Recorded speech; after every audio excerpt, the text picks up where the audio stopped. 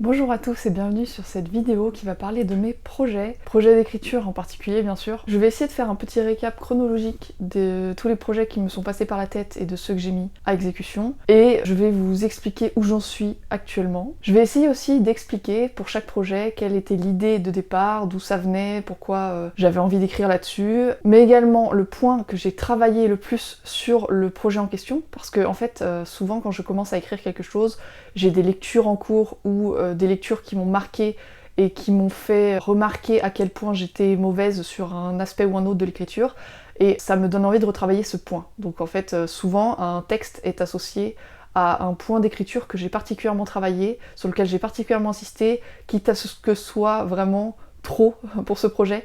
Et donc je me dis toujours, bon voilà, ce projet-là, c'était le projet qu'il fallait que je rende super lent pour qu'on puisse détailler bien toutes les actions et le processus d'évolution du personnage, etc. Enfin ce genre Voilà, je donne un exemple. Je sais que je vais peut-être partir dans l'extrême. Généralement c'est pas le cas, parce que vu que c'est mon défaut, j'arrive justement pas assez à le faire. Mais voilà, je me prépare à partir dans l'extrême et je me dis tant pis, c'est un peu un projet expérimental. Jamais je considère mes projets comme expérimentaux, c'est-à-dire que j'aimerais toujours qu'ils soient édités en maison d'édition et j'ai toujours de l'espoir pour eux et je les envoie et voilà. Mais je me prépare toujours au fait que j'ai trop insisté sur le point que j'ai travaillé et que ça donne quelque chose de bizarre. Et puis de toute façon, vu que je suis inexpérimentée sur ce point et que je n'ai pas l'habitude de travailler dessus, je m'attends à ce que ça donne un résultat pas forcément professionnel. L'idée c'est que je sois constamment en train d'apprendre, constamment en train de m'améliorer et de me rapprocher peut-être un jour de qualité de texte qui vont me permettre d'être édité. Parce que mon objectif, moi, ce n'est pas juste de profiter de l'écriture, de passer du bon temps et de laisser de côté mes projets, c'est aussi de me faire lire. Et c'est pour ça justement que je vais en venir au projet que je suis actuellement en train de publier sur des plateformes de lecture en ligne. Vous allez l'apprendre tout de suite. Et enfin, le troisième point que je vais traiter sur tous les textes que je vais mentionner dans cette vidéo, c'est l'inspiration et les recherches. Bon ça, à la limite, c'est peut-être plus pour certains textes spécifiques pour lesquels j'ai des images je sais pas, de créatures qui ont existé, préhistoriques ou ce genre de choses, et c'est un peu pour vous donner des visuels dans mes textes, voilà. Mais bon, c'est secondaire, je ne sais pas si je vais ou non les intégrer à la vidéo, vous verrez bien en temps voulu. Pour commencer, lorsque j'étais enceinte de mon premier enfant, j'étais en pleine écriture du roman Les Agents du Temps. C'est un roman de science-fiction avec de la romance, parce que dans à peu près tous mes textes, c'est de la romance. À la limite, quand il n'y a pas de romance, c'est souvent une nouvelle, parce que j'ai pas eu vraiment eu le temps de caser quoi que ce soit. Mais j'ai eu ma petite idée sur une potentielle romance, hein, donc c'est toujours un petit peu dans le coin, quelque part caché, il y a une potentielle romance. Mais bon, la plupart du temps, il y a une romance dans mes textes. Dans Les Agents du Temps, également, il y avait une romance. J'avais envie, j'étais sur une période d'ailleurs où j'écrivais énormément avec des personnages principaux masculins. La série que j'ai publiée d'ailleurs après Nina sur Doors, à l'époque où ça s'appelait encore Doors, maintenant c'est Vivilio Stories, c'était effectivement une série avec un personnage principal masculin. Je voulais également écrire une histoire de voyage dans le temps, mais pas trop complexe. Je voulais en fait le strict minimum, c'est-à-dire vraiment essayer de travailler exclusivement sur, je sais pas, une boucle temporelle ou un truc peut-être un peu compliqué, mais me concentrer là-dessus et essayer de faire quelque chose de facile à comprendre pour le lecteur, de facile à écrire. J'avais pas envie de partir dans trop de recherche et trop de travail, parce que j'ai beau être une architecte plus qu'une jardinière sur les textes, je n'aime pas trop quand même travailler trop longtemps un texte, j'ai pas envie d'y mettre des années. Pour la plupart des jardiniers qui regardent, ils vont penser que je travaille très longtemps mes textes, mine de rien, mais voilà, je sais que je peux faire bien pire que ça. Je sais qu'on peut travailler des textes des années et vouloir peaufiner tout. Voilà, moi je voulais vraiment trouver un sujet qui soit pas trop complexe et quand même traiter du voyage dans le temps et voir jusqu'où je pouvais aller. Parce que le voyage dans le temps, ça met toujours un peu une claque, je trouve, quand on s'attend pas à ce que ça boucle d'une certaine manière et qu'en fait, en réalité, tel personnage était tel autre personnage ou ce genre de choses. Enfin, j'aime bien ce genre de petits... je trouve que c'est, je dirais pas plus simple, mais les révélations de fin d'histoire de voyage dans le temps sont souvent assez prenantes et palpitantes, donc j'avais envie d'écrire un truc comme ça. Donc j'ai commencé Les Agents du Temps, je sais plus quand. Souvent je note la date des débuts de projet, et je note systématiquement, ou presque, la date de fin de projet. Mais donc voilà, j'ai dû peut-être mettre une petite année à écrire Les Agents du Temps. Le problème, c'est que j'ai des énormes pauses et puis qu'il y a des périodes d'écriture intense. Je me souviens que ça a stagné à peut-être un chapitre ou deux d'écrit et plus rien derrière. Et puis à un moment donné, j'ai continué à écrire et j'avais peut-être quoi, une moitié de roman. Je me souviens que je me suis arrêtée et je me suis dit, oulala, là ça commence à devenir compliqué, j'ai un peu peur et j'avais pas la motivation ou j'avais besoin d'y réfléchir parce que souvent il y a des phases dans un roman quand on écrit où on a besoin de réfléchir, on a besoin de poser à plat le truc et voire même on a besoin de retravailler le synopsis. Et je me souviens donc que je me suis arrêtée à cette période un peu charnière du texte. Et puis, comme j'étais enceinte, je pense qu'une grosse partie de l'écriture des Agents du Temps, c'était pendant ma grossesse. Quand l'accouchement a approché, et figurez-vous que j'ai exactement le même phénomène actuellement, eh bien je me suis dit vite vite il faut que je termine ce roman parce que je sais pas ce qui va se passer derrière, je sais pas si j'aurai vraiment du temps pour l'écrire, etc., etc. Donc je voulais le terminer avant d'accoucher. Ce qui fait que j'ai rush les derniers mois, un mois ou quelques semaines, vraiment peu de temps. Je pense pas avoir fait le NaNoWriMo parce que de toute façon ma fille est née en novembre et je sais que j'avais terminé déjà depuis quelques semaines l'écriture du roman, mais voilà, le NaNoWriMo je l'ai fait vraiment que cette année. Enfin, 2023, donc que fin 2023. Donc en 2021, j'ai fini Les Agents du Temps et je l'ai laissé en stand-by parce que je l'ai fait lire à mes proches, il faut toujours pas mal de temps pour que mes proches puissent le lire, et puis ma fille est née. Quand j'ai enfin pu retravailler ce roman, je l'ai envoyé en maison d'édition. Les maisons d'édition dans lesquelles je l'ai envoyé, je saurais plus vous dire lesquelles c'était. J'aurais pu retrouver les noms dans mon document, mais bon, enfin, c'est pas très important. J'avais fait beaucoup de recherches parce que je me souviens de toutes les lettres de refus que j'ai eues de mes précédents romans qui disaient systématiquement c'est pas la bonne ligne éditoriale, ou ça ne correspond pas, ou ceci, ça là. Donc je ne voulais pas être cette fille qui envoie le texte à tout va, à tout le monde, et puis tant pis pour eux, et tant pis pour les comités de lecture qui va se retrouver avec un texte qui n'est pas du tout du bon genre et pas du tout de la ligne édito qui est la leur, et qui vont devoir me refuser en mode encore une, voilà. Donc j'avais pas envie de ça, j'avais envie de faire un truc propre pour une fois, un truc pro. Je crois que j'ai fait ma première note d'intention d'ailleurs, c'était sur Les Agents du Temps. Et je l'ai envoyé, je crois, à 3 maisons d'édition, qui étaient sélectionnées pour avoir des couvertures qui me plaisaient, sortir des romans qui étaient à peu près dans ce genre-là. Moi c'est du new adult, j'ai quand même aussi un peu visé du young adult, mais c'est parce que j'avais l'impression que Les Agents du Temps ne collaient à aucune maison d'édition, que personne ne voudrait le publier, parce que je n'ai pas trouvé de maison d'édition en fait qui me paraissent correspondre. Donc en fait j'ai pris ce qui était le plus proche, c'est-à-dire soit des maisons d'édition qui publiaient de la science-fiction, mais de la science-fiction vraiment adulte, sérieuse, sans romance, potentiellement complexe, j'en sais rien, soit des maisons d'édition qui publiaient de la romantasy, du fantastique, etc. avec la romance, mais c'était trop jeune et il n'y avait pas de science-fiction du tout dans la ligne. Les Agents du Temps, c'est une science-fiction écrite un peu comme une romance contemporaine, disons. C'est 2 personnages qui vont se mettre à travailler ensemble. C'est du Enemies to Lovers. Je vais vous lire le résumé peut-être, ce sera plus simple pour vous de comprendre ce que je veux dire. Lorsque Gabin échange avec la jolie blonde qui habite au même étage que lui, elle lui apprend l'existence du Sablier, une organisation haïssant secrètement les célèbres agents du temps, ces policiers qui empêchent les crimes et les accidents en voyageant dans le passé. Gabin n'hésite pas longtemps avant d'accepter une mission d'infiltration chez ces derniers, sans se douter que sa nouvelle collègue, Iris, le déteste déjà, comme si dans d'autres lignes de temps, ils s'étaient déjà rencontrés. C'est la première fois que je lis à haute voix, donc je me rends compte qu'il y a une petite répétition du mot déjà, mais bon voilà, c'est un résumé que j'ai écrit pour les plateformes de lecture en ligne. Il n'a pas été travaillé très très longtemps, je l'ai écrit, je l'ai modifié un petit peu, je l'ai proposé à la lecture à mon mari, à un ami, pour vérifier que ça faisait pas bizarre, et au final, je l'ai posté. C'est pas le truc du siècle, mais voilà. Ça raconte donc un genre de romance contemporaine, avec le petit aspect qui est que ce sont comme des flics qui travaillent pour empêcher des accidents, empêcher des meurtres, empêcher des tas de trucs. Ils vont donc emprunter une machine, et voilà, au lieu de prendre leur voiture et de traverser la ville, ils vont emprunter la machine. Le ton est très humoristique, le héros est plutôt du genre séducteur, à faire des clins d'œil aux femmes et à être un peu lourd, même beaucoup lourd par moments. D'ailleurs, c'est un peu un truc que j'ai craint, c'est d'avoir fait un personnage que personne n'allait aimer, ou qu'en tout cas aucune femme n'allait aimer en lisant ce livre, parce que peut-être qu'il était trop lourd ou pas cool, et que son évolution, parce qu'il y a une évolution, il y a une évolution très concrète de sa façon de traiter les femmes de manière générale, et de sa façon de se rendre compte de ce qu'il est, de ce qu'il représente pour les femmes, ne soit pas suffisante et ne permette pas de le pardonner. Je fais avec, le texte est écrit, et vu que ces maisons d'édition, bien sûr, l'ont refusé, j'ai donc décidé de le publier sur une plateforme de lecture en ligne. Et je dis une, mais en fait, il y en a 3.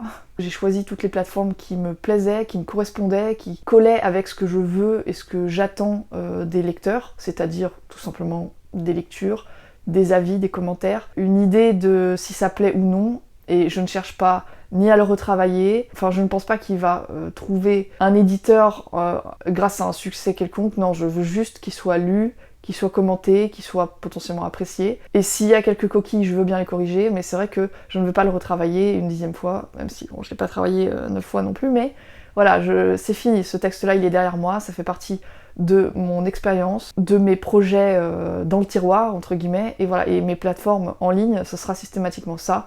Ce sera les projets dans le tiroir, les projets que personne n'aura voulu publier, que ce soit les maisons d'édition traditionnelles, les maisons d'édition numérique, etc. Ou les concours. L'idée donc, c'est un univers comme le nôtre, où dans quelques dizaines d'années, une machine à voyager dans le temps permet d'annuler les crimes et les accidents. Au départ, je voulais écrire un synopsis qui se concentrerait sur une grosse enquête, avec quelques petites enquêtes autour, parce que ça me paraissait logique qu'il y ait des petites enquêtes autour, parce qu'on peut pas toujours travailler sur la même chose, et qu'il y a forcément des petites choses qui arrivent autour, et qui d'ailleurs viennent non seulement interférer, mais qui finalement vont aussi venir démêler l'enquête principale. Et finalement, j'ai pas trop réussi mon coup, c'est pour ça que je me souviens, j'ai ça avec tous les romans en fait, c'est que j'écris mon roman en me disant j'aimerais bien que ça fasse ça, que ça raconte ça, et qu'on ait l'impression de ça, et au final, à un moment donné, au milieu du roman, je me dis mais j'ai pas du tout fait ça, maintenant en fait ça ressemble plus à ci qu'à ça, machin. Donc je me souviens que quand j'ai écrit Les Agents du Temps, je voulais un truc plus polar, avec un peu de romance, et à un moment donné j'ai fait mais c'est que de la romance en fait. Après on m'a dit non, c'est pas vrai, c'est pas que de la romance, bon. Donc je dirais qu'il y a 50% romance et 50% intrigue, avec donc des petites enquêtes qui sont plus éparses et qui n'ont pas forcément une importance primordiale. D'ailleurs, souvent mes bêta-lecteurs me disaient « Ah, je suis sûre que tel personnage, il va revenir, il va faire ça », ou tel autre, je me demande quelle importance il a dans l'histoire. Et là, je me dis, mais non, en fait, il est là, il repart et c'est fini. Enfin, il était juste de passage et c'est tout, quoi. Donc, ça m'a embêté de générer cette impression chez les lecteurs que, en fait, tout avait une importance et que chaque petit détail de l'histoire avait une importance. Finalement, il y avait certaines choses qui étaient là pour montrer, je sais pas, ce qu'il était possible de faire avec la machine à voyager dans le temps, ou voilà, ce genre de choses. Mais il n'y avait pas forcément d'implication sur la ligne de temps ou sur le tronc principal de l'histoire. Je me suis dit que j'avais raté quelque chose, ce qui est probable, hein, je ne sais pas, j'ai peut-être raté quelque chose. Mais je ne pense pas que ce soit vraiment gênant pour un écrit amateur qui est lu par quelqu'un qui s'ennuie, qui a envie de lire une romance no brain, on va dire. Je me dis, bon, c'est pas grave, j'ai pas honte à ce point-là de montrer le texte, juste parce que il y a des anomalies ou des défauts dans le synopsis. Au final, la romance ne prend pas tant de place que ça, même si elle fait partie intégrante de l'histoire. Et d'ailleurs, la naissance de cette romance est une explication en elle-même à tout ce qu'on va découvrir au fur et à mesure. Donc voilà, ça fait partie de l'histoire, c'est normal. Le point que j'ai travaillé le plus dans Les Agents du Temps, je dirais que c'est cet aspect de voyage dans le temps. Je voulais un truc ultra pro, ultra propre, travaillé, qui tienne la route. Moi, je n'aime pas les incohérences de toute façon. J'ai découvert une incohérence à la toute fin, après mes envois maison d'édition, mais une incohérence, je sais même pas si je l'aurais modifiée, et d'ailleurs je ne l'ai pas modifiée quand j'ai décidé de le mettre sur les plateformes. C'est une incohérence liée au fonctionnement général de la machine, c'est-à-dire un fonctionnement systématique de la machine dans cette histoire qui n'a peut-être pas de logique. Mais bon, ça change pas grand chose. Si je devais le changer, je devrais changer un certain nombre de scènes pour que des personnages se trouvent pas à tel ou tel endroit au moment où la machine est utilisée ou ce genre de choses. Mais enfin, vous voyez, ça va très très loin. Et déjà, en l'état, il y a beaucoup de mes bêta-lecteurs qui ont lu cette histoire et qui n'ont pas tout compris à l'intrigue, parce qu'elle était quand même complexe, parce que quand on fait du voyage dans le temps, c'est toujours un petit peu complexe. Et déjà, de base, l'intrigue est suffisamment complexe pour qu'il y ait des lecteurs qui passent à côté de certains détails et qui disent à la fin, bon, ok, j'ai lu la romance, c'était sympa, j'ai compris que voilà, ça s'est résolu, que ci, que ça, donc je vais pas commencer à m'embêter, à modifier des choses, puisque de toute façon, le texte n'a pas été pris en maison d'édition.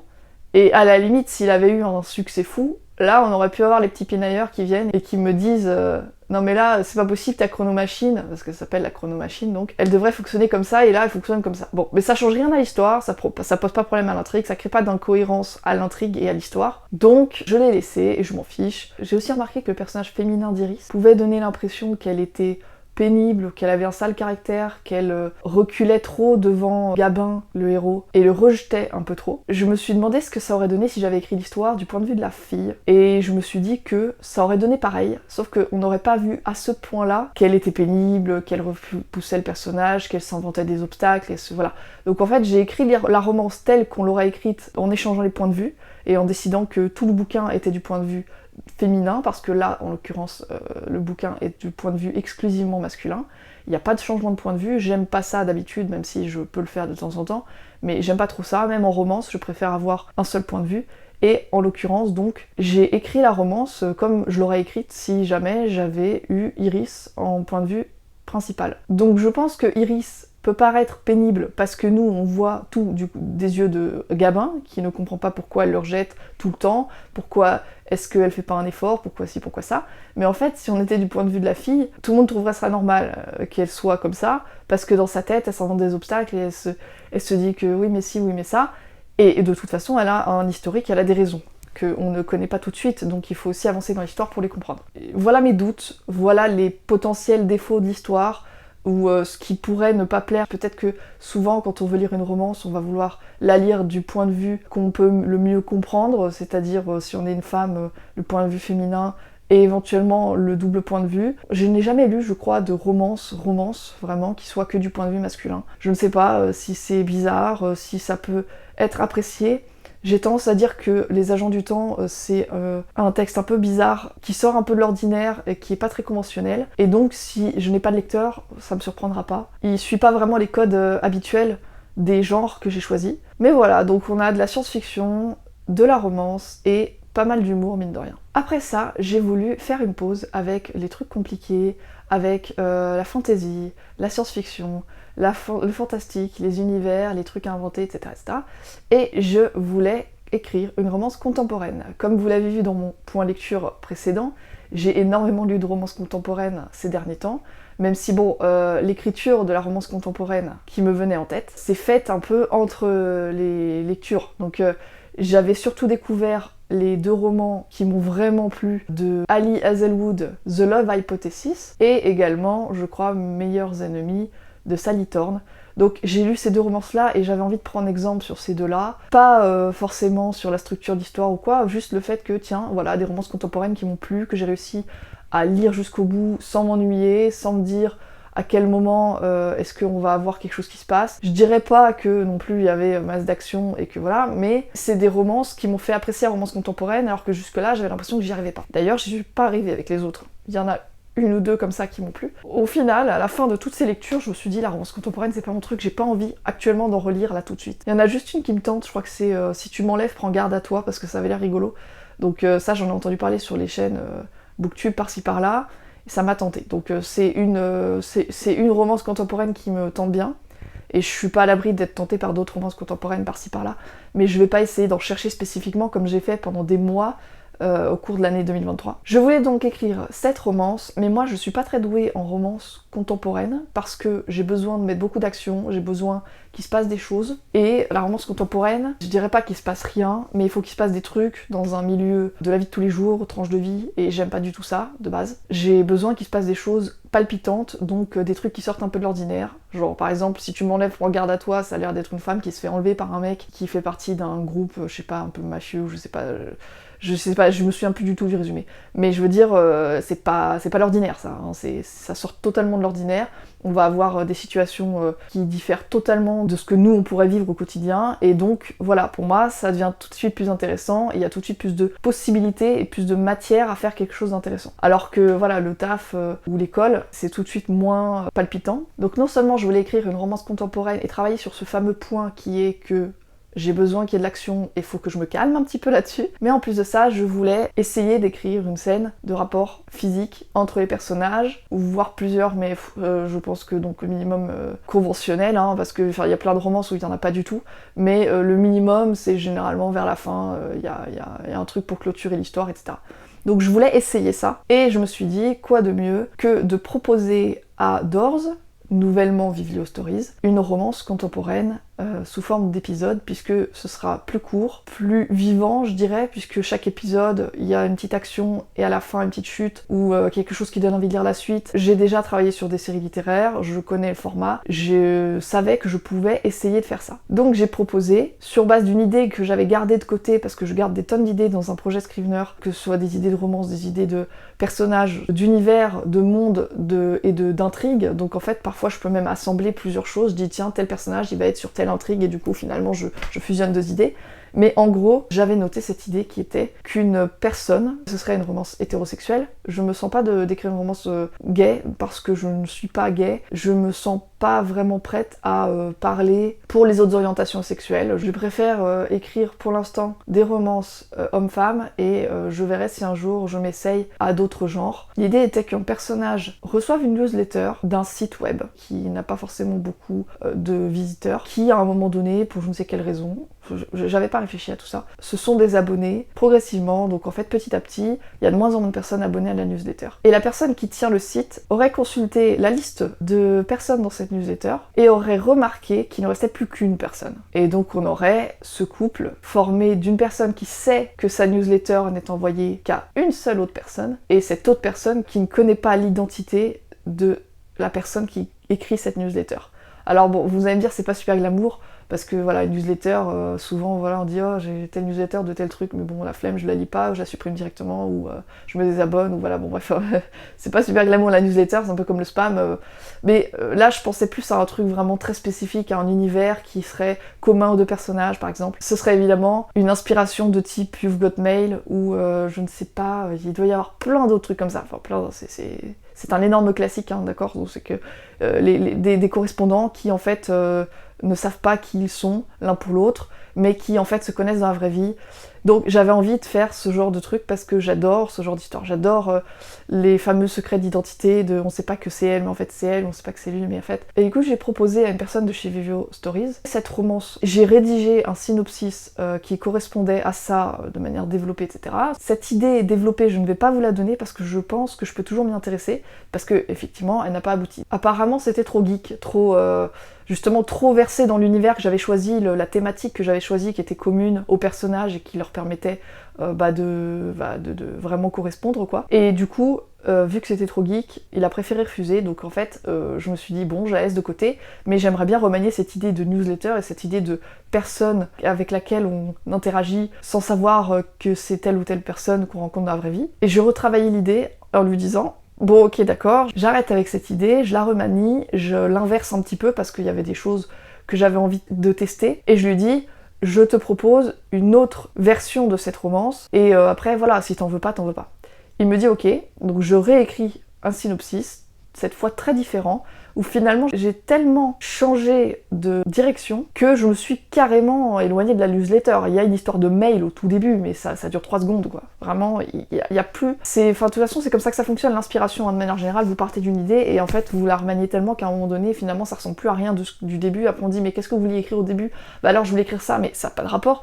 Bah en fait, c'est voilà, votre cerveau, il fait des liens, il fait des relations entre les choses, et à un moment donné, il dérive, il passe d'un lien à un autre, d'un lien à un autre, et il rompt la connexion avec la toute première idée, et ça marche, ça fonctionne, donc il s'arrête là, et voilà. C'est ce que j'ai fait.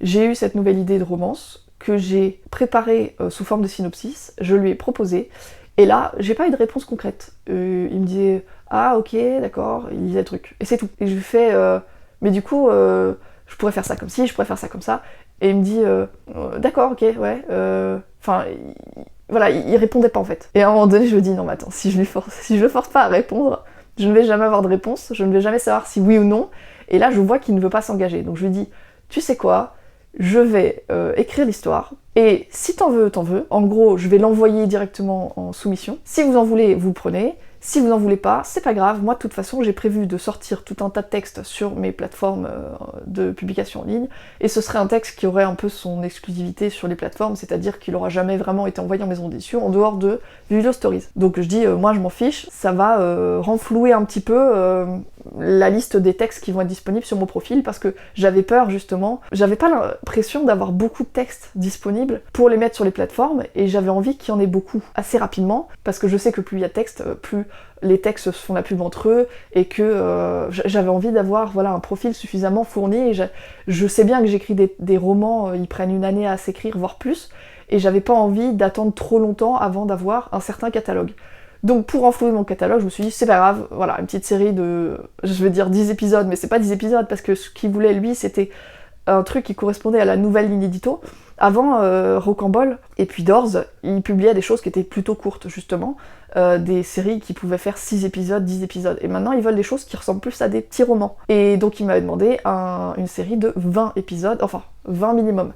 J'en ai écrit 20 tout rond, il me semble. Ce qui est marrant, c'est que Nina à l'époque faisait 26 épisodes je crois. Et du coup c'était une grosse série quoi, comparé aux autres, et je m'étais dit ouh, je suis passée un peu entre les mailles du filet parce que je suis arrivée au tout début de Rocambole du coup, et finalement j'ai été publiée avec mes 26 épisodes, et je me suis rendu compte très vite qu'après ils disaient non, on veut que des petites séries, des séries courtes, 10 épisodes machin, et je me suis dit ah bah d'accord, Nina est une grosse série du coup, mais maintenant elle est beaucoup plus dans la norme des séries Vivilio Stories. Conclusion, j'ai écrit cette romance contemporaine, j'ai commencé probablement en 2023, et ensuite je suis tombée enceinte.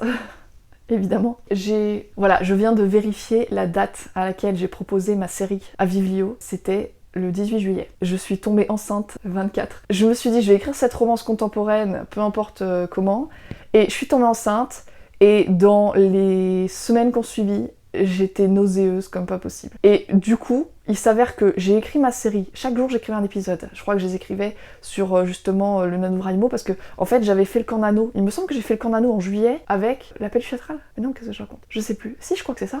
En fait, j'ai commencé de l'appel du Chatral, la réécriture. Je vais vous parler de ça. Mais enfin, je vais pas tout emmêler. Mais en gros, donc, je crois que j'ai entrecoupé l'appel du Chatral. À un moment donné, j'ai fait, ok, je vais écrire une petite romance contemporaine. Elle va pas durer très longtemps. Elle va être écrite sur 2 semaines ou quelque chose comme ça. Et puis après, je reprends l'écriture de l'appel du Chatral. Voilà. Donc, j'ai écrit cette romance contemporaine. À un moment donné, je suis arrivée à la fin, c'est-à-dire au dernier épisode. Il faut savoir que j'ai effectivement voulu clôturer cette série par des rapports physiques, et j'avais envie de vomir H24. Je me souviens que ça a été très compliqué d'écrire ce dernier épisode parce que je me sentais pas bien du tout, et que j'étais là en train d'écrire des trucs sensuels et tout. Oh mon dieu, comment je vais y arriver? Je n'ai pas la capacité de me rendre compte de ce que je suis en train d'écrire. J'écris à l'aveugle. Voilà, bon. Au final, le rendu était sympa, ça m'a plu, mais je l'ai relu tout récemment. Je l'ai laissé en jachère pendant des mois entiers. Cette série, je l'ai écrite. Je m'étais dit, je vais l'envoyer direct à Vivilio Stories. En plus, ils cherchaient justement des romances à l'époque, et j'en cherche toujours maintenant d'ailleurs, parce qu'ils ont ouvert un appel à texte. Et je vous explique justement que j'ai postulé à cet appel à texte. J'ai envoyé cette romance quand je l'ai retravaillé, mais là, tout récemment en fait. Je leur ai envoyé 3 jours après l'ouverture de l'appel à texte. Donc en fait, ils étaient déjà en train de chercher de la romance, mais finalement, je suis arrivée pile poil pour l'appel à texte. Du coup, je me suis dit, bon, il doit se poser des questions peut-être si jamais il attendait mon texte, parce que j'ai prévenu, oui, j'étais super motivée, j'arrêtais pas d'insister pour avoir des réponses et tout, pour communiquer.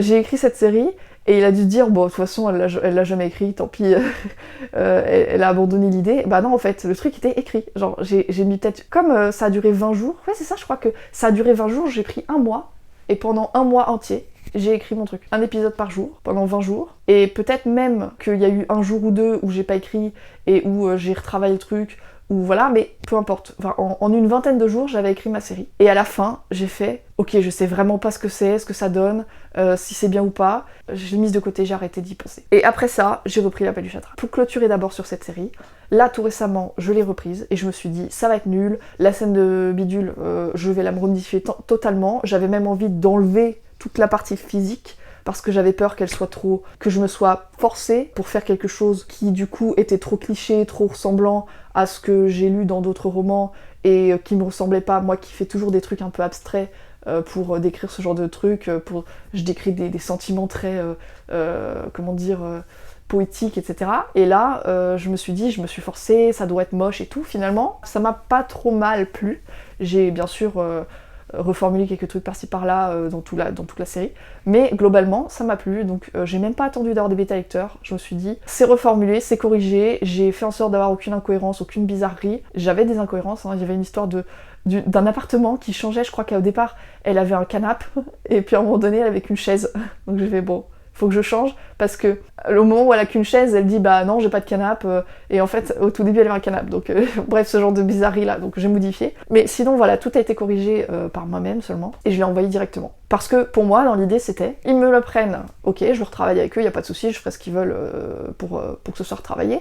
Ils me le prennent pas, là oui, là j'aurai des bêta lecteurs, je vais d'abord valider un peu toutes les idées que j'ai dedans, et tout le scénario avec des gens, des lecteurs qui auront envie de me donner leur avis, et ensuite je le mettrai sur mes plateformes de lecture en ligne. Et du coup, bah on va attendre la réponse de Vivilio Stories pour ça. sachant que normalement ils répondent sous 60 jours. Je sais pas s'ils fonctionnent toujours comme à l'époque où je faisais partie de leur comité de lecture, mais si c'est le cas, je vais probablement devoir attendre les fameux 60 jours parce qu'ils vont probablement répondre, je sais pas, en fin de mois à tout le monde. Sinon, je vais peut-être avoir une réponse avant, mais j'en sais rien, on verra bien. Voilà pour cette romance que je ne nommerai pas parce que j'ai galéré à trouver le titre, et même encore maintenant, je sais pas. Alors, j'ai trouvé des titres ultra ridicules avant ça. Je les ai proposés à mon mari, à un ami, et j'étais en mode c'est pas possible, je peux pas garder ça, c'est trop nul. Et du coup, j'ai remodifié le titre, et du coup, ça donne quelque chose qui peut-être est un peu trop sérieux pour le ton ultra humoristique de l'histoire. C'est humoristique tout en mettant en scène des traumatismes passés de l'héroïne. Donc il y a quand même une petite part de traumatisme et une petite part d'angoisse et trucs comme ça, mais je sais pas, je pense que le titre ne correspond pas encore bien. Il faut voir. Mais bon, je l'ai proposé donc avec une note d'intention aussi d'ailleurs, à Video Stories, et on verra hein, s'ils aiment l'histoire mais qu'ils aiment pas le titre, on va y réfléchir ensemble, c'est pas grave. Et moi qui n'aime pas quand c'est trop plat au niveau de la romance, là j'ai travaillé sur un couple réaliste, je dirais. Voilà, tous les couples sont plus ou moins réalistes, mais je veux dire, c'est une fille qui est particulièrement complexée, ou qui a été complexée dans sa vie, et qui ne l'est plus vraiment, en fait. Elle a changé, voilà. C'est une fille qui a changé. Donc en fait, c'est un peu comme dans les histoires de manga typiques, là, je sais pas si vous connaissez ces histoires-là, où la fille, par exemple, à la maison, elle est tout le temps habillée n'importe comment, en pyjama, pas maquillée, pas coiffée, c'est le bordel chez elle et tout, et puis en fait, quand elle est à l'école, voilà, c'est un peu ce genre de contradiction-là, sauf que là, c'est plus qu'elle a un passé de jeune fille modèle, on va dire, très propre sur elle, très intello et tout, et puis finalement, elle a trop souffert de passer inaperçue, et elle a changé pour s'émanciper, et du coup, elle a forcé un peu un changement qui a fait d'elle ce qu'elle est maintenant. Et donc, voilà, c'est un personnage qui a changé, qui a une histoire et des complexes. Elle est un peu noir et blanc, elle est un peu bizarre, mais moi je l'aime bien. J'aime bien sa personnalité, je trouve qu'elle est rigolote. Et le héros, c'est un mec ultra gentil. Voilà, en gros c'est un mec ultra gentil, il n'a jamais cessé d'être gentil. Il y a quand même pas mal d'étincelles entre eux, malgré le fait qu'il soit super gentil, il y a quand même des étincelles. Je suis plutôt satisfaite du couple qui s'est formé du coup comme ça, mais à voir si du coup ça va rester tel quel ou s'il y a des petites choses qui vont changer. Ensuite je vais passer à La Paluche Astrale. Je suis à peu près certaine que La Paluche Astrale, j'avais commencé à l'écrire avant d'écrire cette romance, et j'ai commencé à l'écrire en 2023. Je l'ai écrit par-ci par-là, j'ai bloqué à certains moments, et pour ceux qui sont pas au courant, La Paluche Astrale, c'est en fait une histoire à l'origine que j'ai écrite à l'âge de 16 ans, et c'est la toute première histoire que j'ai publiée sur Amazon. Voilà le texte d'origine. Et c'est le fameux papier un peu doux là que je critiquais la dernière fois. Voilà, ça c'est la proue. C'est l'exemplaire que j'ai commandé pour vérifier que ça rendait bien, donc à un moment donné, à force d'entendre ma mère me dire « Il faudrait absolument que tu réécrives ce texte, il était génial, si tu le réécrivais maintenant, je me demande ce que ça donnerait, et si et ça se trouve, il serait parfait pour le grand écran, Je pense pas que ce soit vrai. Pardon, mais il faut que je précise, ce n'est pas vrai, hein. Je pense que toutes ces choses-là, ce sont les résultats de nostalgie de ce bouquin qu'elle a lu, dont elle se souvient un petit peu, mais c'était écrit de manière très maladroite. Il y avait très peu de choses dans l'histoire. Il y avait effectivement une trame principale avec une chute, des découvertes, etc. à la fin, donc c'était assez classique comme trame et assez, je dirais, peut-être assez propre pour quelque chose qui a été écrit par une jeune fille de 16 ans. Mais ça s'arrête là, hein. C'est-à-dire que la romance était très appuyée, on avait toujours des scènes très répétitives, avec les deux personnages qui voyagent à travers le pays et qui interagissent entre eux, Éléonore qui pleurait beaucoup, Liam qui la consolait énormément, et toujours ce défaut d'écriture que beaucoup d'auteurs ont, à mon avis, surtout au début, qui est de rendre leur personnage un peu trop fort et de faire en sorte qu'il impressionne beaucoup son entourage. Voilà, c'est Marissou quoi. Après, elle était pas à ce point-là Marissou, mais elle était quand même un peu trop puissante, elle faisait un peu trop d'effet aux autres. Beaucoup d'adultes autour étaient très impressionnés par elle, etc. pour pas grand-chose, enfin voilà, c'est ce genre de choses. Mais bon, quand on est jeune et qu'on écrit ce genre d'histoire, dans ce genre d'univers, avec des aventures épiques et tout, bah forcément, on a tendance à verser beaucoup dans ce genre de défauts-là. Mais au niveau de l'intrigue, en fait, ça se tenait, c'est-à-dire au niveau du décor, au niveau de l'univers, au niveau de la façon dont les personnages arrivaient dans cet univers, et de pourquoi ils se battaient, etc. Tout ça avait du sens, ça avait une logique. Effectivement, ça aurait été écrit par n'importe qui d'autre, d'adulte et d'expérimenté, ça aurait donné quelque chose de beaucoup plus viable à la lecture. Et donc j'ai décidé de le réécrire. Les genres, donc c'est du fantastique, parce que l'héroïne est dans son monde, elle pense que le monde est normal et qu'il n'y a rien de magique, et tout d'un coup, elle découvre qu'il y a un monde parallèle. Voilà, pour résumer.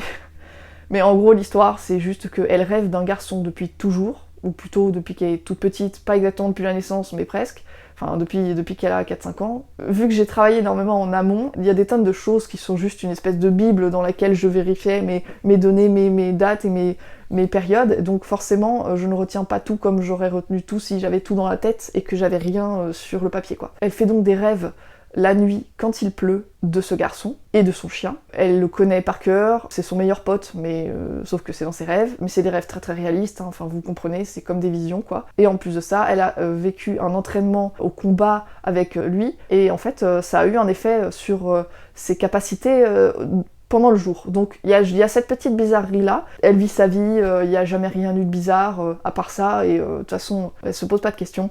Et puis un jour, elle va rencontrer ce garçon.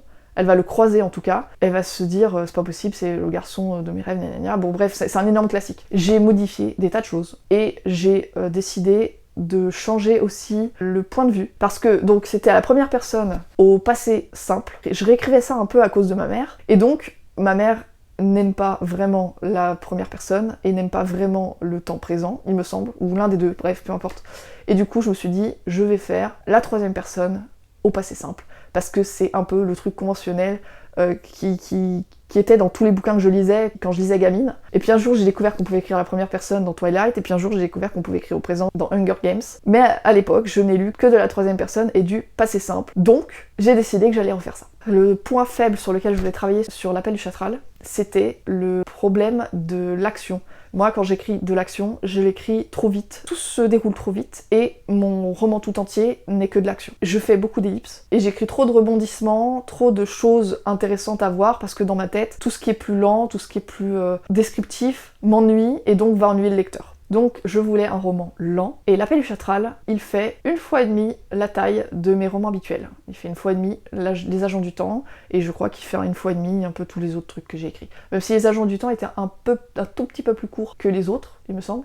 Mais voilà, ma trilogie Le siècle des immortels, que je dépublie actuellement, hein. D'ici fin mars, je crois, il n'y a plus rien sur internet. Jusque-là, je crois que pour l'instant, il n'y a que le 2 et le 3. Le premier, il a déjà viré d'internet, mais le 2 et le 3 vont bientôt disparaître aussi. Et en gros, l'appel du Chatral, quand j'ai terminé, faisait, je sais pas, 150 000 mots, je suppose. Je sais pas si ça peut expliquer la longueur, le fait que ce soit plus lent, parce que c'est pas vraiment le cas. C'est juste que j'ai décidé que tout ce qui méritait d'être détaillé serait détaillé, et d'accorder plus d'attention au décor, à l'ambiance et à la quête de l'héroïne et à tout ce qu'elle devait faire pour, par exemple, rejoindre Liam. Parce que normalement, dans le bouquin d'origine, l'héroïne était tout de suite avec Liam et ils partaient ensemble dans ce fameux monde parallèle, avant de se rendre compte que le roi, le père de Liam, n'a plus le contrôle du pays et qu'un méchant a pris le contrôle du pays. Là, elle a croisé Liam, et elle va, d'une manière ou d'une autre, trouver comment aller dans ce monde, parce que elle a compris quelques petits trucs. C'est un peu le moment où ses visions, où ses rêves prennent une certaine importance, et qu'elle réalise que c'est beaucoup plus concret que ce qu'elle croyait, et que peut-être elle peut aller dans le monde de Liam, puisqu'elle savait que Liam de toute façon n'était pas originaire de son monde à elle. Et elle va donc s'y rendre. Sauf que du coup, quand elle s'y rend, lui il a un petit peu d'avance sur elle, et il va y avoir une partie de l'histoire, mais une petite partie de l'histoire, où elle ne va pas tout de suite le rencontrer, et où elle va devoir se dépatouiller toute seule, avant d'enfin tomber sur lui, et pas dans des circonstances les plus agréables, on va dire. Donc c'est un exemple de modification du texte qui est, mine de rien, assez importante, parce que le début est totalement différent, l'élément perturbateur n'est pas le même, pas exactement le même en tout cas. Donc j'ai modifié pas mal de choses, j'ai fait énormément de recherches, j'ai fait des recherches pour complexifier la faune et la flore, ou en tout cas la faune, et complexifier la politique locale, l'univers de manière générale, la carte. J'ai fait une carte dans mon coin, je sais pas si c'est le genre de carte qui mériterait d'être publié dans un bouquin papier, mais en tout cas j'ai fait une carte pour moi, en tout cas pour situer un peu tout, et avoir du réalisme et une logique dans les déplacements. Donc j'ai tout calculé en fait, parce que le roman tout entier c'est des voyages entre les villes et des genres de missions que se donnent les personnages, etc. Et en fait j'ai fait en sorte que toutes les durées de trajet, etc. soient logiques, se recoupent et qu'on n'ait pas de bizarreries du genre qu'ils mettent 3 jours à marcher vers je ne sais quelle ville et puis que finalement quand ils reviennent sur leur pas ils mettent 2 heures. Vous voyez, voilà, donc c'est le genre de choses qui m'embêtent, que j'aime pas faire, parce que je pense que personne n'aime faire ça. Sauf, il y a des gens un peu maso qui aiment bien faire ça, mais moi j'aime pas faire ça. Mais je l'ai fait parce que je déteste les incohérences et que je voulais travailler sur cet aspect-là, je voulais que ce soit pro, quitte à créer un univers de fantasy, autant y aller jusqu'au bout, et j'ai décidé donc d'y aller à fond. Et d'ailleurs, c'est pour ça que je sais pas dans combien de temps j'écrirai à nouveau un univers de fantasy aussi... remarque, je suis déjà en train d'en faire un, c'est pas grave. Là, j'ai un roman en cours qui est aussi un univers de fantasy, mais j'essaye de faire un truc un peu plus semblable à ce que nous on connaît, alors que vraiment avec l'appel du chatral, j'ai fait quelque chose de très particulier. Et j'ai travaillé la faune et la flore, et on a donc des créatures dont je me suis inspirée, qui en fait sont tirés des dinosaures et des créatures préhistoriques, et de créatures d'ères très anciennes. Sachant que j'ai beaucoup joué à Ark, et que je joue encore un peu à Ark, eh bien j'avais des idées de choses que je voulais, ou en tout cas de description de créatures, et donc j'ai décidé d'inclure quelques petites choses et de me fier un peu plus à l'apparence de choses qui ont véritablement existé, parce que l'appel du chatral, ça parle d'un chatral et de plusieurs chatrals, et les chatrals ce sont des créatures que j'ai entièrement inventées, et j'ai décidé de les garder parce que ça faisait l'essence même du livre en fait, c'était vraiment basé sur cette créature qui en fait est plutôt surnaturelle en fait, entre toutes les créatures que j'avais déjà mises dans ce roman, la seule qui était véritablement surnaturelle c'est celle-là, donc c'est une créature que j'ai décidé de garder, qui a été inventée et qui va rester dans ce texte, et si vous voulez, voilà à quoi elle ressemble.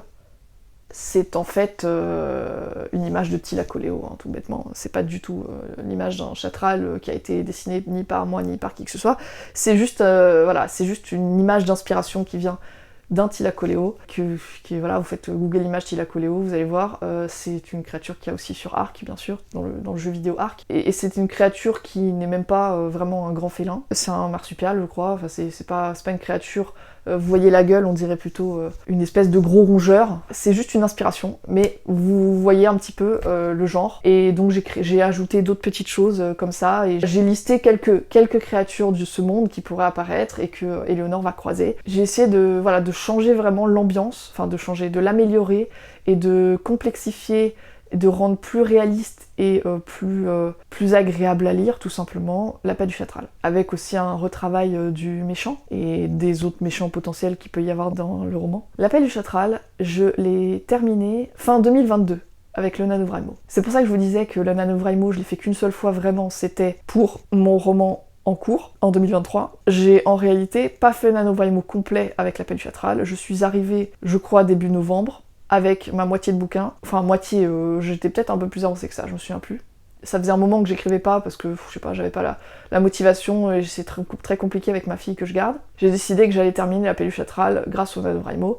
Et en fait, quand elle fait ses siestes, je peux écrire. Et du coup, je sacrifie tout le reste, hein, tout ce que je pourrais avoir le temps de faire pendant les siestes. Voilà, je faisais que écrire tous les jours, ou retravailler le texte, retravailler le sino, retravailler l'univers, etc. À la fin du NaNoWriMo, ça faisait déjà plusieurs jours que je n'écrivais plus puisque j'avais terminé le roman. Et là, je l'ai envoyé à 2 bêta lectrices. Directement, hein. J'ai fini NaNoWriMo, j'ai fait allez hop, c'est fini, c'est bon. Enfin, évidemment, je me suis relu. J'ai rempli les astérisques et tous les machins parce que moi j'ai toujours des petits trous, des endroits où je mets des astérisques parce que je vois qu'il y a une répétition et je sais pas comment la corriger actuellement, etc. Donc je me prépare des choses à modifier plus tard. Une fois que j'ai corrigé tout ça et que le roman est au maximum de sa forme sur le moment, au lieu de laisser reposer, je gagne du temps, même si j'en ai perdu au final, mais je vais vous expliquer pourquoi. J'envoie l'appel du chatral à mes bêta lecteurs. Je me suis dit que mon père voudrait pas le lire parce que ce serait pas trop son genre de lecture, et au final, des mois et des mois après, quand je lui ai parlé de ça, il m'a dit bah si, pourquoi pas, machin. Et donc je lui ai envoyé, donc je lui ai envoyé très en retard. Ma mère aussi, j'avais mis du temps avant de lui envoyer, et finalement je lui ai envoyé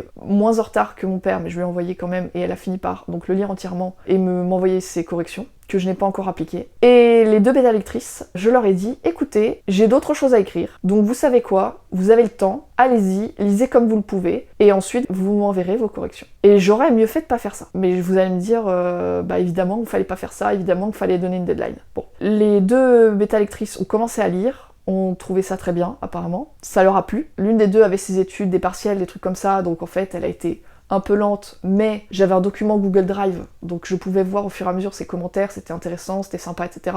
Et si jamais elle s'arrête de lire, je pourrais toujours exporter ce document et utiliser ce qu'elle m'a déjà écrit. L'autre m'a dit, je fais une première lecture, et ensuite je relis pour mettre les commentaires, parce que je commande pas la première lecture. J'ai dit d'accord. Elle m'a dit à un moment donné, j'ai bientôt terminé, et j'ai pas eu de nouvelles. Je les ai relancées plusieurs mois plus tard. La première des deux m'a dit, je peux me rendre disponible quand tu veux, mais faut me dire. Et j'ai fait, ah ok, d'accord. Et comme je les ai juste relancés parce que, par principe, pour à un moment donné avoir mes corrections, et que j'étais pas pressée parce que j'étais déjà en train de travailler sur d'autres projets, bah je me suis dit, je vais pas insister. Et l'autre, elle m'a dit, ah oui, j'avais oublié complètement ton texte, la semaine prochaine, justement, j'ai 2 jours de congé ou je sais pas quoi, je vais pouvoir le finaliser, tu vas voir, j'ai des commentaires intéressants à te donner. J'ai fait, ah ok, cool, et j'ai jamais rien reçu. Et c'en est fini pour l'appel du Chatral, c'est-à-dire que je m'attendais à ne pas l'envoyer en maison d'édition parce que je me suis dit qu'il devait avoir des défauts, parce que c'était tiré d'une histoire qui avait été inventée à l'âge de 16 ans et que j'avais beau l'avoir complexifié, il y avait quand même des défauts et des petites choses où on se disait mais pourquoi il y a ça, pourquoi il y a tel univers, pourquoi il y a tel détail dans l'univers. Mais la première des deux bêta lectrices m'a dit bah non, pourquoi tu penses ça, moi je pense que tu devrais l'envoyer en maison d'édition, ça a du potentiel. J'ai fait ok, donc j'ai l'intention de l'envoyer en maison d'édition. Donc ce roman ne paraîtra pas tout de suite sur des plateformes en ligne. J'attends une certaine date que j'ai donnée cette fois. Tout récemment, je leur ai dit, je crois en janvier, donc à mon père qui n'a pas encore lu, à cette fille qui peut se rendre disponible quand elle veut, et à l'autre fille qui aurait dû m'envoyer des commentaires, je leur ai dit, est-ce que ça vous va de finir le 15 février, deadline, pour que je puisse retravailler mon texte, etc.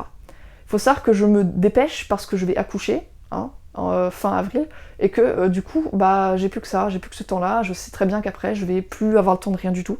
Et même si ma fille est gardée actuellement certains jours de la semaine en assistante maternelle, je sais que dès que je vais avoir un nourrisson à allaiter très régulièrement, bah ça va être très compliqué pour moi d'écrire. Surtout si elle a des coliques, surtout si elle a des reflux et que je ne peux pas la poser dans un berceau.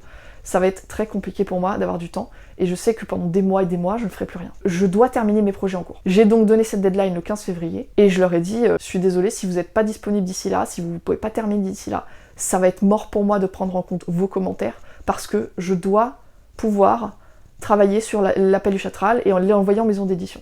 Maintenant, je ne sais pas si j'ai réellement besoin à l'autre moitié de février plus mars, plus un peu moins que tout avril. Est-ce que j'ai vraiment besoin de tout ça pour retravailler le Chatral? Probablement pas, mais je suis aussi en train d'écrire mon roman et j'aimerais bien le terminer, donc je vais avoir un certain nombre de projets en cours. La première des deux bêta lectrices m'a dit oui, super, pas de problème, je le fais. Mon père aussi m'a dit super, pas de problème, je le fais. Par contre, l'autre bêta lectrice est injoignable, j'ai essayé de la contacter 2 ou 3 fois, et j'ai pas de réaction. Donc j'ai un petit peu peur, parce que je leur ai laissé tout ce temps, justement parce que je me suis dit, c'est les seuls bêta lecteurs que je vais avoir, ils prennent leur temps pour le faire, mais ils le font. Et en fait, si j'avais donné une deadline, je pense que j'aurais eu mes commentaires, alors que là, je vais peut-être rien avoir du côté de cette deuxième bêta lectrice, alors qu'elle avait vraiment des choses à me dire, et je suis frustrée de savoir qu'il y avait des choses à me dire. Après je dis ça, on n'est pas encore le 15 février, mais j'ai un petit peu peur parce que là, on est le 5 février, et elle ne m'a pas répondu, j'ai pas l'impression qu'elle ait lu mes messages, et donc je ne sais pas si je vais avoir vraiment son retour. Donc tout ce temps passé pour avoir une bêta lectrice, sachant que mon père l'aurait lu de toute façon, je pense, puisqu'il est intéressé et qu'il a envie de lire tous mes projets, j'ai l'impression. C'est une erreur, je suppose, de ne pas donner de deadline à des bêta lecteurs ou de manière générale à qui que ce soit, mais voilà, il fallait que je fasse cette erreur parce que ça ne m'était pas encore arrivé. J'ai très peu eu de bêta lecteurs, j'ai très peu eu cette expérience, je ne me rends pas compte de ce que ça aurait pu donner, ça se trouve en fait en donnant moins de temps, elles auraient finalement abandonné en disant non désolé j'ai pas le temps, je sais pas. Donc bon bref, je verrai bien si j'arrive à recontacter cette fille ou pas, et si j'arrive à récupérer au moins ce qui a déjà été écrit, parce que au minimum que j'ai, je sais pas, la première moitié des commentaires, et tant pis pour les autres, je me contenterai de ce que j'ai, et je corrigerai l'appel du Chatral autant que possible, avec tous ces commentaires, avec tous ces avis, les phrases bizarres, les trucs qu'on n'a pas compris du premier coup, etc. Tout ça, ça veut dire qu'il faut modifier, que ce soit en prenant en compte ce qu'ils ont suggéré ou en modifiant moi-même pour adapter à ce que je veux vraiment écrire. Et je l'enverrai. Et je sais pas à qui. Peut-être qu'il faut déjà d'ailleurs que je fasse des recherches sur les maisons d'édition qui recevront la paluche astrale. Mais il faut que je réfléchisse à qui je vais l'envoyer. Et on n'en entendra plus parler pendant des mois, voilà. Ensuite, les projets Silex. C'est également un truc que j'ai écrit soit entre deux textes, soit en plein milieu de la paluche astrale. Je pense que je l'ai écrit juste après la paluche astrale. J'ai écrit donc une nouvelle pour les projets Silex. Les projets Silex qui cherchaient des nouvelles de fantaisie administrative, c'est-à-dire de la fantaisie dans laquelle l'administration prend une grande place, des personnages qui se retrouvent embourbés dans l'administration à devoir régler des problèmes ou je sais pas, enfin, ça peut être tout n'importe quoi. Vous pourrez aller voir sur leur page, il y a toute la description, des exemples d'idées sympas, etc. et du registre possible, etc. Quand ils ont dit ça peut être de l'humoristique, et je me suis dit je ferais bien de l'humoristique, ça me tente bien. Et du coup, j'ai décidé d'écrire une nouvelle en utilisant un personnage qui faisait partie de mes idées justement, donc dans mon projet Scrivener.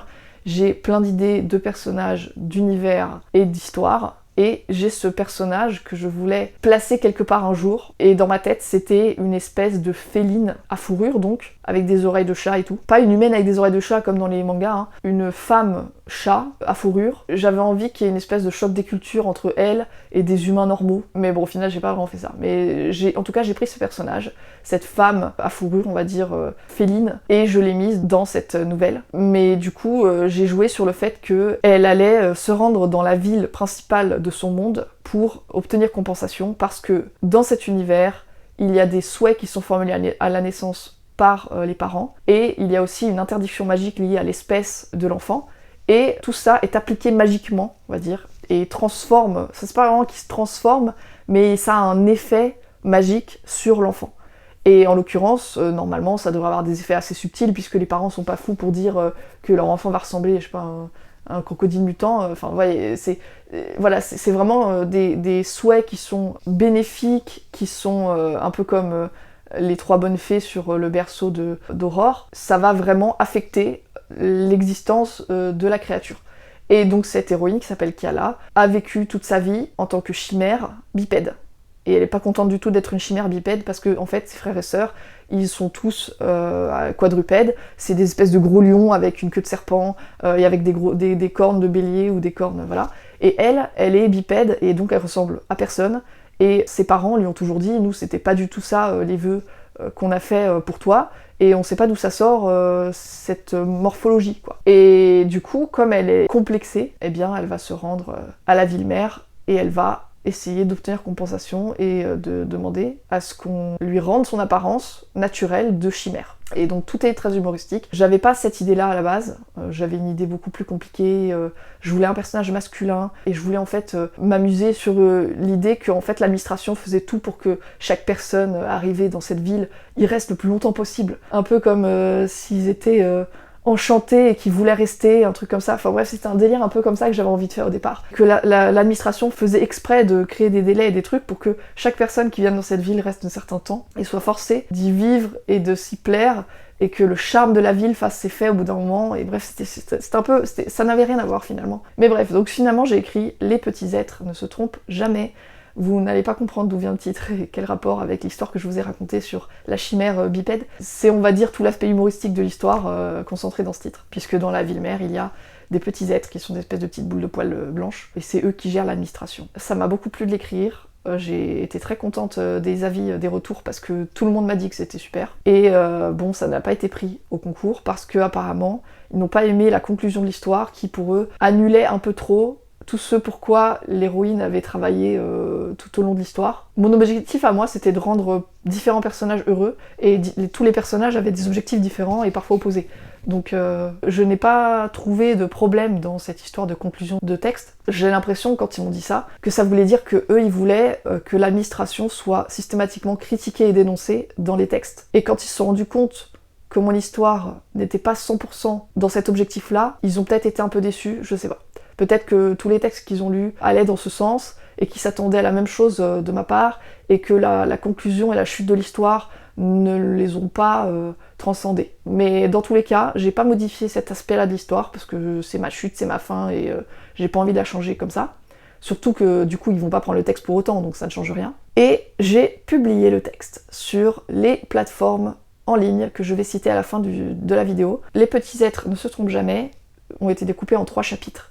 Et ces 3 chapitres sont sur les 3 plateformes que j'ai choisies pour publier mes textes. Et enfin, un projet dont je ne vais pas vous parler trop longtemps, parce que c'est tout simplement le projet sur lequel je travaille en ce moment, le projet que je suis en train d'écrire. L'idée globale que je vais vous donner, parce que ça va pas trahir grand chose, c'est que je voulais reprendre le grand classique du personnage qui est amnésique tous les jours. C'est-à-dire que il vit sa journée et le lendemain il a déjà tout oublié, et il a tout oublié jusqu'à un certain point et on sait pas pourquoi et on aimerait bien comprendre est-ce que ce personnage, comment il fait pour évoluer dans son univers, comment il fait pour survivre, est-ce qu'il a besoin d'aide, est-ce qu'il a besoin que des gens lui donnent des informations, est-ce qu'il peut pas être baratiné par des gens, est-ce qu'on peut pas profiter de lui. Et du coup c'est une héroïne qui est amnésique chronique donc, puisque tous les matins elle se réveille et elle sait pas qui elle est, enfin si elle sait, elle connaît son nom, mais il y a plein de choses qu'elle ne comprend pas, elle ne sait pas pourquoi elle est là, elle ne sait pas ce qui s'est passé depuis des mois et des mois. On n'est pas tout le temps dans le flou et dans le brouillard évidemment,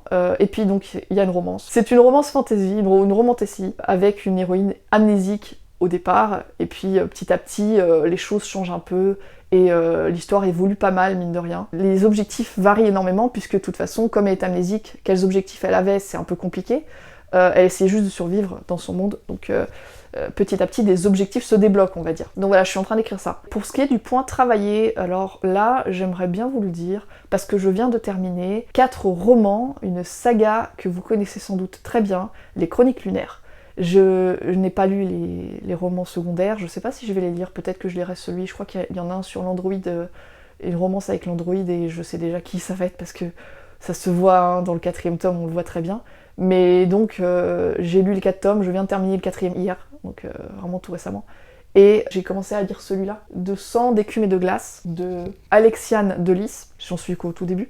Mais du coup j'ai lu les Chroniques lunaires et je me suis rendu compte que Marissa Meyer, l'autrice, écrivait très bien et que il y avait un aspect de son écriture qui me plaisait très fort et qui pointait un peu du doigt l'une de mes faiblesses. Et je me suis rendu compte que j'avais envie de travailler sur ça, c'est-à-dire sur le fait de vraiment détailler chaque action qui mérite d'être détaillée et de développer tout ce qui peut l'être, c'est-à-dire que dès qu'on peut avoir une situation intéressante à raconter, dès qu'on peut avoir des péripéties qui ne vont pas avoir un impact important sur la trame principale de l'histoire, mais ce sont des péripéties secondaires, des péripéties qui participent à l'histoire, mais en fait si on les racontait pas, bah ça reviendrait au même, on pourrait juste faire une petite ellipse et on s'en ficherait. Ces péripéties sont racontées, il y a du suspense dedans, il y a des ralentissements et des moments où mince on pense qu'on va pas y arriver mais en fait on y arrive. Et en fait toutes ces choses-là, ça a une importance qu'elles soient racontées, et ça a une importance qu'on les laisse pas de côté en se disant c'est pas grave, je le mets en ellipse parce que de toute façon tout le monde s'en fiche, et de toute façon ça n'a pas d'importance pour l'histoire principale, ça n'a pas d'importance pour l'intrigue.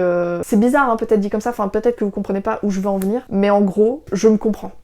Il faut que je travaille sur cet aspect-là, et donc j'essaye d'étoffer mon histoire en pensant à ça, en pensant à cette qualité d'écriture que j'ai trouvée chez Marissa Meyer et dans ces 4 bouquins-là. J'ai retravaillé le synopsis récemment, et j'ai repris l'écriture récemment. Je me suis créé un projet sur le NaNoWriMo qui s'appelle Prépartum, puisque ça va être ce que j'écris d'ici l'accouchement. Donc mon roman. J'espère vraiment. Normalement, je peux. Hein. En fait, c'est tout simplement un anneau, parce que j'ai déjà écrit 50 000 mots de ce roman, très précisément, au NaNoWriMo 2023, en novembre du premier où voilà, j'étais en vacances chez mon père et j'en ai profité pour écrire tous les jours. Et du coup, j'ai écrit 50 000 mots, j'ai atteint 51 000 mots, je crois, un truc comme ça. Et là, il y a eu 2 jours où j'ai écrit 3 000 mots récemment. J'ai créé donc un projet, et ce projet s'étale donc sur à peu près 3 mois, et c'est 50 000 mots, puisque je pense que je veux partir sur un objectif d'à peu près 100 000 mots. Par contre, je suis repartie sur un registre très similaire à celui des Agents du Temps, c'est-à-dire première personne, présent et humour. Pas mal d'humour. C'est ce dans quoi je suis le plus confortable, même si en fait je vais m'adapter en fonction des projets et que j'aime bien varier, que j'aime bien m'entraîner aussi sur d'autres choses.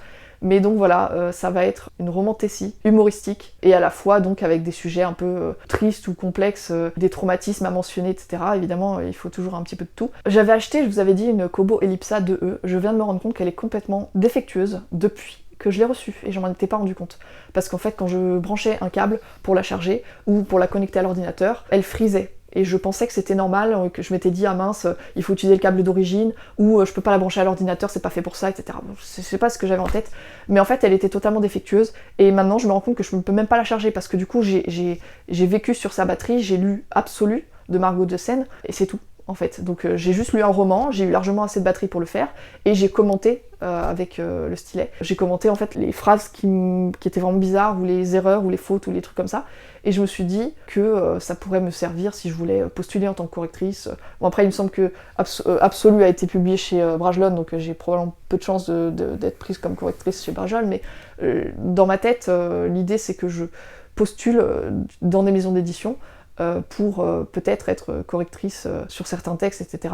Et voilà, bon après, je vais bientôt devoir m'occuper d'un nourrisson, donc je sais pas si j'aurai vraiment le temps, mais j'aimerais bien avoir quelques missions de correction. Ça fait partie de mes projets, donc je ne sais pas si c'est intéressant de le mentionner, mais voilà, j'aimerais bien être correctrice en maison d'édition à un moment donné, puisque maintenant que je suis certifiée, et en plus de ça, j'ai aussi la certification Le Robert, j'ai eu un score d'expert, donc le niveau maximum, celui qui atteste qu'on a les qualités pour être un correcteur, etc. Donc j'ai tout ce qu'il faut pour être correctrice professionnelle, mais du coup j'hésite parce que comme justement je vais bientôt accoucher, enfin bientôt, j'ai un petit peu peur du coup de me lancer, donc j'hésite. Voilà pour mes projets. Maintenant je vais passer aux plateformes de lecture en ligne, et elles seront également dans la barre, vous allez les voir dans la barre d'infos, je les ai mises par défaut dans toutes les descriptions de mes vidéos, et aussi dans la description de ma chaîne, donc si vous voulez chercher, il y a pas mal d'endroits où les trouver. Mais sinon, donc, vous pouvez trouver à la lecture Les Petits Êtres ne se trompent jamais, les 3 chapitres sur Wattpad, Néovel et sur Plume d'Argent. Vous avez également L'Omniscient, qui est une série littéraire que j'avais écrite à l'époque pour Rocambole, au tout début, quand la maison d'édition était née et qu'ils avaient fait un concours. Donc L'Omniscient, c'est probablement un des plus vieux textes que j'assume encore. Donc il y a L'Omniscient, les 10 épisodes, sur Wattpad et Néovel. Malheureusement, sur Plume d'Argent, ça voudrait dire qu'il faut que je fasse 10 commentaires, et pour l'instant, je préfère les consacrer aux Agents du Temps. Et vous avez donc les Agents du Temps qui sont publiés depuis je sais plus quand, quelque part en janvier. J'ai commencé à publier les Agents du Temps chapitre par chapitre. Vous avez donc sur Néovel les 11 premiers chapitres des Agents du Temps, sur Wattpad aussi. Et tous les jours à 16h, vous avez un chapitre supplémentaire, jusqu'aux 15 chapitres plus épilogue. Au total, il y a 17 chapitres, prologue, 15 chapitres et épilogue. D'ici le, je crois, 14 février ou le 13 février, vous aurez tous les chapitres des Agents du Temps sur Wattpad et sur Néovel. Et par contre, sur Plume d'Argent, il faut que je commente des gens pour pouvoir publier des chapitres. Donc pour l'instant, il y a peut-être 6 chapitres, pas plus. Quand j'ai le temps, je lis et je poste les chapitres. Donc je vais essayer de rattraper le retard que j'ai par rapport à Wattpad et Néovel. Et quand j'aurai atteint ce retard, j'essaierai de suivre le rythme au lieu de dépasser, quoi. Je m'appelle Tizali sur Néovel et sur Plume d'Argent. Et sur Wattpad, je crois que je m'appelle toujours Chariline, c'est-à-dire mon prénom Charline avec le Y inséré entre le R et le L. Mais vous aurez les liens dans la barre d'infos et dans la description de ma chaîne. Je cherche des lecteurs, je cherche seulement des lecteurs. Je ne cherche pas à être corrigée, je ne cherche pas à retravailler les textes sont dans leur état final. La seule chose que je veux faire, c'est éventuellement modifier les petites cookies s'ils traînent des petites choses, des mots en moins ou des trucs comme ça, évidemment ça peut arriver. Mais en dehors de ça, je ne retravaillerai pas les textes, ils sont là pour être lus, pour être appréciés, j'espère. Et j'aimerais beaucoup avoir vos avis sur ces textes pour pouvoir m'améliorer dans mes textes futurs. Toutes ces années, en fait, j'avais décidé de me concentrer sur la publication sur Amazon. D'ailleurs, je suis pas à l'abri de me dire, tiens, maintenant que j'ai tout le roman des Agents du Temps sur les plateformes en ligne, peut-être que je vais faire une version papier qui soit gratuite, c'est-à-dire que vous payez que le prix de l'impression. Donc peut-être que je ferai ça un jour, je ne sais pas. Et je pourrais aussi le mettre en e-book gratuit sur Amazon, pareil, donc je vais peut-être faire ça un jour. Mais en tout cas, je ne cherche plus à faire de l'argent, à faire 2 malheureux euros par an sur un roman que personne ne va acheter. Je préférerais avoir le plus de lecteurs possible et le plus d'avis possible et m'améliorer grâce à ça. N'hésitez surtout pas à aller jeter un coup d'œil sur mes textes, n'hésitez surtout pas à les commenter et à me dire si vous avez aimé, pourquoi vous avez aimé, si vous n'avez pas aimé, pourquoi, à la limite, s'il y a des phrases qui vous ont vraiment perturbé ou des personnages qui vous ont gêné, n'importe quoi. Je cherche vraiment juste à être lu. C'est mon objectif principal. Et pour ce qui est du reste, j'enverrai en maison d'édition, hein, et on continuera d'essayer du côté des nouvelles œuvres toutes fraîches et plus récentes. Je voulais juste ajouter une dernière chose sur le fait que cette fameuse romance que j'avais préparé sur un univers un peu trop geek. En vous en parlant, je me suis dit tiens, peut-être que ça ferait partie des choses qui me resteraient à écrire avant d'accoucher, si jamais j'ai le temps de le faire. C'est-à-dire ouais, une petite série de 10 à 20 épisodes d'une romance trop geek pour être acceptée dans des maisons d'édition et qui serait de toute façon trop courte pour être publiée ailleurs que chez Viglio Stories, et je pourrais la mettre directement, après bêta lecture évidemment et retravail, je pourrais la mettre directement en ligne puisque je pense que les romances ont quand même pas mal de succès. Et voilà, donc je serais bien tentée par l'écrire quand même parce que je suis tellement partie loin sur cette deuxième idée de romance que finalement j'ai toujours ce synopsis qui est tout prêt à être écrit et que je pourrais retravailler un petit peu et que je pourrais mettre à exécution. Ce serait pas complètement fou. Dites-moi d'ailleurs si ça vous intéresse, si vous pensez que ça pourrait fonctionner et qu'il y aurait des lecteurs pour ça, parce que avec mes idées bizarres, les agents du temps, les petits êtres ne se trompent jamais, c'est toujours des trucs un peu bizarres, donc c'est pas très conventionnel, mais je sais que les romances contemporaines, les romans Tessie, tout ça, c'est des trucs qui vont toujours trouver leur public. J'ai bien envie de faire plaisir aux lecteurs et de leur donner ce qu'ils veulent, parce que pourquoi pas, après tout, je vais m'amuser tout autant pour écrire. Voilà, c'est tout pour aujourd'hui. Je vous ferai un petit point lecture avec tout ce que j'ai lu dans quelques temps, je ne sais pas dans combien de temps, parce que pour l'instant j'ai pas encore beaucoup de lecture, j'ai vraiment cette série de 4 tomes, je vais pas vous raconter les 4 tomes parce que ça va être du spoil sur le premier, donc j'ai pas lu énormément depuis le dernier point lecture, mais je vous sortirai mon point lecture, je pense que